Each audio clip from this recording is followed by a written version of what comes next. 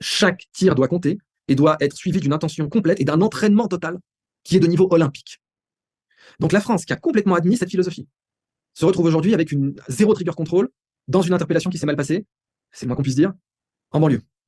Eh bien, il faut changer ça immédiatement. La victime mettait-elle en danger la vie d'autrui? Eh bien, vous aviez qu'à avoir un sabotage rapide du véhicule et doter toutes les brigades en situation de devoir contrôler des véhicules suspects de sabotage immédiat et rapide du véhicule. Une roue est sabotée, c'est terminé, le suspect peut aller nulle part. Du coup, vous n'avez plus aucune raison de justifier une absence de trigger control qui est elle-même la conséquence d'un faible entraînement, qui est elle-même la conséquence d'une très faible préparation à ce genre de situation. Alors là, ça fait suite au cas de Naël, donc ce mineur qui s'est fait abattre par la police suite à un délit de fuite. Donc la vidéo est assez longue, hein, d'Idriss Aberkan. Le truc, c'est qu'apparemment, donc les dispositifs de sabotage, donc hein, c'est des espèces de sabots qu'on met pour bloquer et immobiliser les voitures. Apparemment, alors soit on n'en a pas en France, ou en tout cas on n'en a pas assez, enfin bref, voilà, il faudrait que ça soit mieux équipé. Il le dit, ça, qu'il y a un problème à ce niveau-là. Donc ça c'est une chose, effectivement, dans tous les cas, c'était pas la meilleure option de tuer quelqu'un. Mais le truc, c'est qu'en voulant défendre ce gamin qui est mort, en fait, il défend la police, dans le sens où il dit, oui, il faut plus qu'il y ait d'erreurs comme ça, il faut mettre des dispositifs pour bloquer les voitures. Le problème, c'est qu'ils en avaient pas, et qu'ils sont pas équipés pour. Donc, qu'est-ce que vous voulez faire si vous n'êtes pas équipé pour, que vous n'avez pas les moyens nécessaires? Ben justement, ils ont fait avec, entre guillemets, donc ils ont utilisé les armes. Donc oui, le vrai problème, c'est de pas être équipé pour faire face à ce genre de situation. Mais le truc, c'est qu'une fois qu'on a dit ça, ben oui, il faut intervenir dans le présent. Et dans le présent, bah, il a réagi à quelqu'un qui a fui. Mais si elle avait ces dispositifs-là et qu'elle ne les avait pas utilisés, là, ça aurait été un tort et une erreur. Mais le problème, c'est qu'encore une fois, elle n'était pas équipée pour. Pour la victime, bah, évidemment qu'elle n'était pas préparée, elle avait 17 ans. Vous attendiez à quoi? Vous avez dit, ah oui, elle a refusé d'obtempérer, mais pardon, structuralisme, tout ça, tout ça. Pardon, il a 17 ans. Il est formé nulle part. Il n'a pas son bac. Et dans le bac, de toute façon, y a pas, on vous apprend pas comment réagir en cas d'interpellation. Surtout si vous êtes braqué avec une arme à feu. Vous avez de l'adrénaline qui monte, vous êtes en réflexe de fuir ou combattre. Vous n'allez pas combattre, vous décidez de fuir. Bah, en ce sens, d'un point de vue purement neuroscientifique, entre fuir ou combattre, c'est combattre qui aurait justifié un tir, idéalement non létal, puisque la personne n'était pas armée, même pas avec une arme blanche. Mais il a décidé de fuir, ce qui est la meilleure réaction. C'est-à-dire, c'est un refus d'obtempérer. D'un point de vue neuroscientifique, il n'y a pas de refus d'obtempérer, il y a fuir ou combattre. Il a décidé de ne pas combattre. Il a décidé de fuir, on l'a flanqué. Tout ça doit être analysé. Alors autant la première partie sur l'acte en lui-même, il y a débat, mais alors ce qu'il dit après, mais c'est de la pure connerie, quoi. Alors déjà, le fait qu'il ait 17 ans, ça le déculpabilise, il est pas responsable.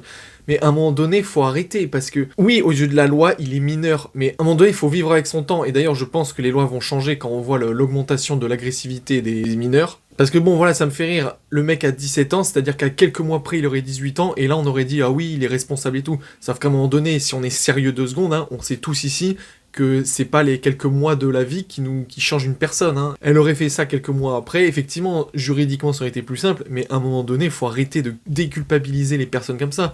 Et lui, qui est une personne religieuse, hein, et croyante et tout ça, peut-être que aux yeux de la loi humaine, il n'est pas responsable de ses actes, mais je pense qu'au niveau de la loi divine et de Dieu, il est responsable de ses actes, parce que c'est pas en quelques mois, encore une fois, qu'il va changer de cerveau physiologiquement et qu'il va se dire, oh c'est bon, je suis adulte. Hein. La majorité, en France, on l'a décidé à 18 ans, dans d'autres pays, c'est 17 ans. Donc ça montre bien que c'est complètement arbitraire l'histoire de majorité à quelques années près. Effectivement, un enfant qui a 8 ans, là c'est autre chose. Mais bon voilà, c'est pour ça, c'est de l'hypocrisie de dire ah oui, il a 17 ans, il est pas responsable. Si, il est responsable, il a pris une voiture, il est en délit de fuite, il est responsable. Après, il sort des arguments à la con, genre il a pas eu le bac, et en quoi avoir le bac, ça te donne un certain niveau pour dire ah oui, ça y est, je suis responsable. Et après, il parle dans un délire de cognitif, de physiologie, oui, fuir ou combattre, c'est avec l'adrénaline et tout ça, on nous apprend pas comment réagir et tout.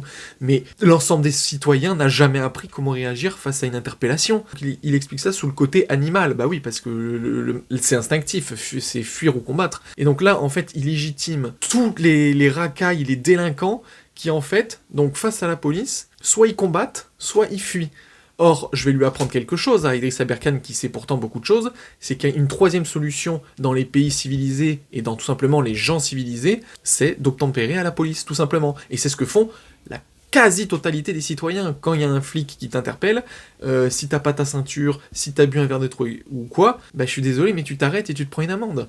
Là, le gamin, il s'est barré. Bah oui, il a fait quelque chose d'illégal, il est en tort. Même à un moment donné, il a bugué parce que il était dans un truc de fuir ou combattre, et il a même dit oui, c'est un refus d'obtempérer. Et après, oui, en cognitif, il n'y a pas de refus d'obtempérer, c'est fuir ou combattre. Bah non, mais je suis désolé, là on est dans un état de droit. Quand la police t'arrête, t'as pas à fuir ni à combattre, t'as juste à fermer ta gueule et obtempérer. Donc voilà, en fait, c'est pas pour polémiquer sur le fait que si c'était bien ou pas de la part du flic de tirer sur la personne, ça c'est vraiment un débat à part. Idriss Aberkan, en voulant défendre la victime, je trouve qu'il défend quelque part les flics en disant qu'ils sont pas assez équipés, donc déjà c'est une chose. Et ensuite, le pire, je trouve, dans cette vidéo, c'est vraiment de défendre la victime sur le fait qu'il ait fui. Je suis désolé, mais non. Tu n'as pas à fuir quand un policier te demande de t'arrêter. Et ça, à 17 ans, je suis désolé, mais normalement, on le sait.